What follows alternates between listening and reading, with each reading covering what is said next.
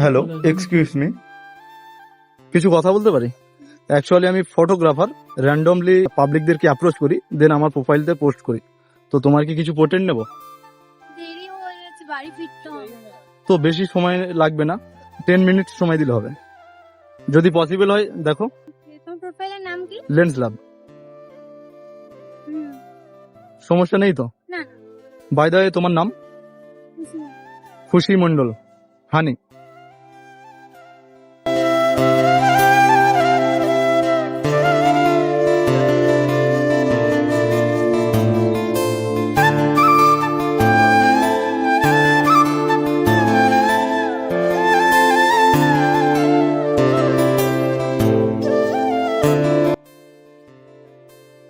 ফটোগুলো একবার check out করো, কেমন লাগছে দেখো।